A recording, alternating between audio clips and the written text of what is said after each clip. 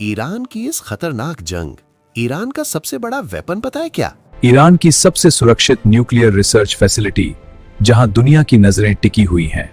नहीं नहीं, atom bomb नहीं, बल्कि इस जंग में ईरान का सबसे बड़ा वेपन है द स्ट्रेट ऑफ हॉर्मोज।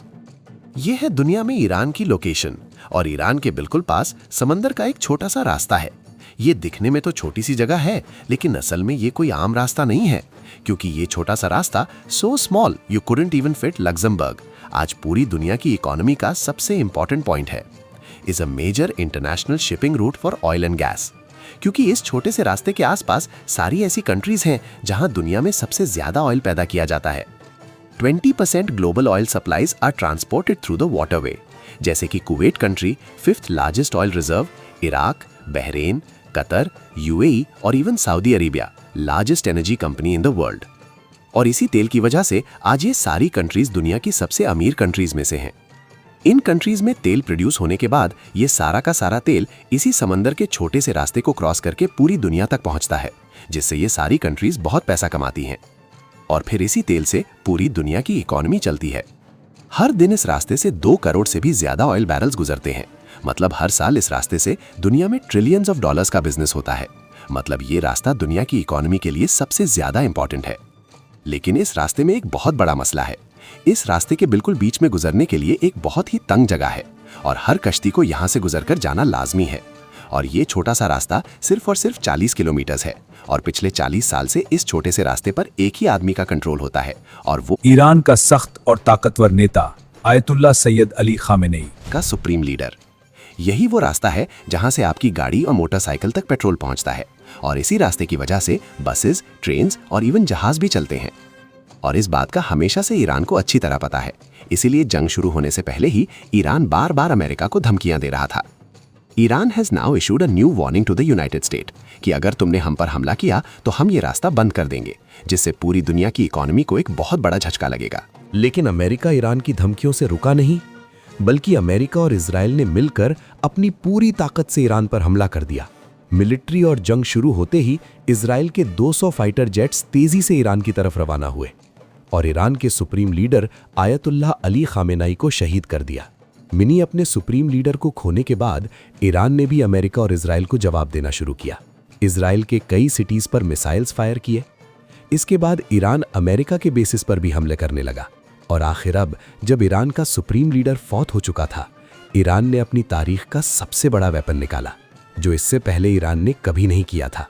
अचानक ईरान के पास स्ट्रेट ऑफ होर्मुज से जितनी भी कश्तियां गुजर रही थीं, अचानक इन बड़ी बड़ी समुद्री जहाजों के रेडियो बजने लगे। इन रेडियो पर ईरान की नेवी का मैसेज चल रहा था, ईरान इस्लामिक रेवोल्यूशनरी, जिसमें ईरान की फौज ने इन जहाजों को हुक्म दिया कि आज के बाद इस स्ट्रेट ऑफ होर्मुज से एक भी कश्ती नहीं गुजरेगी, और अगर किसी ने भी इस रास्ते से गुजरने की कोशिश की, ईरान की फौज उसे तबाह कर देगी। ईरान की फौज के इस ऐलान के बाद इन बड़ी बड़ी कश्तियों ने स्ट्रेट ऑफ होर्मुज खाली कर दी। ये सारी कश्तियां अब तक स्ट्रेट ऑफ होर्मुज के पीछे फंस चुकी हैं और इन कश्तियों में ऑयल के मिलियंस ऑफ बैरल्स पड़े हुए हैं, जिसकी वजह से आज कई कंट्रीज के पास आहिस्ता आहिस्ता ऑयल और गैस खत्म होने वाले हैं और दुनिया की इकोनॉमी तेजी से गिर रही है। और बड़ी बड़ी कंट्रीज इंडिया, चाइना, जापान की इकोनॉमीज भी हर्ट हुई हैं। स्ट्रेट ऑफ होर्मुज को ब्लॉकेट करने से भारत को सबसे ज्यादा नुकसान हो रहा है पूरी दुनिया में। पाकिस्तान में भी इसकी वजह से पेट्रोल आहिस्ता आहिस्ता खत्म होने वाला है। हुकूमत ने पेट्रोल और डीजल की कीमत में इजाफा कर दिया है। इसी तरह के हालात बांग्लादेश में भी हैं और यही सब कुछ अफ्रीका में भी हो रहा है। Petrol prices have been adjusted upwards in Nigeria at least 3 times. और इवन यूरोप में भी ईरान के इस वेपन की वजह से पेट्रोल और गैस की कीमतें तेजी से बढ़ रही हैं। Since the beginning of this conflict, gas prices have risen by 50% and oil prices have risen by 27%. The days of war have already cost European taxpayers 3 billion euros. मतलब ईरान ने अपनी सिर्फ कुछ ही कश्तियों से पूरी दुनिया की इकोनॉमी को इस वक्त कंट्रोल किया हुआ है। और सिर्फ यही नहीं, बल्कि कहा जाता है ईरान ने इस स्ट्रेट ऑफ हॉर्मुज के नीचे बड़े बड़े माइंस लगाए हुए हैं कि अगर कोई भी कश्ती ईरान की इजाज़त के बगैर स्ट्रेट ऑफ हॉर्मुज के ऊपर से गुजरेगी तो ये माइंस उस कश्ती को तबाह कर देंगे। और जिन कश्तियों ने इसके ऊपर से गुजरने की कोशिश की है, ईरान ने उन पर हमला भी किया है।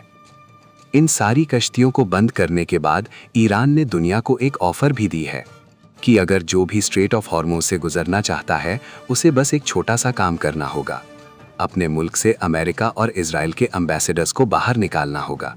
लेकिन आज ये कोई पहली बार नहीं है कि किसी मुसलमान लीडर ने ऑयल को एक वेपन की तरह यूज किया, क्योंकि आज से 50 साल पहले एक और मुसलमान लीडर था जिसने तेल के वेपन को यूज करके पूरी दुनिया की इकोनॉमी को हिला दिया था। और वो मुसलमान लीडर था सऊदी अरब का बादशाह शाह फैसल।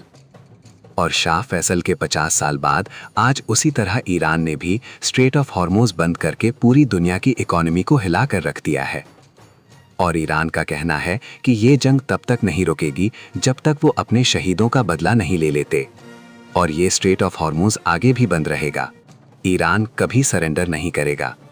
मेरे प्यारे दोस्तों, मैं आप लोगों के लिए दिन रात मेहनत करके वीडियो बनाता हूं आके आप तक दीन इस्लाम की सही बातें और इल्म पहुंचा सकूं। अगर आपको हमारी वीडियो पसंद आती है तो हमारे चैनल को सपोर्ट करें, वीडियो को लाइक करें और चैनल को सब्सक्राइब जरूर करें। अल्लाह आपको इसका बेहतर बदला दे।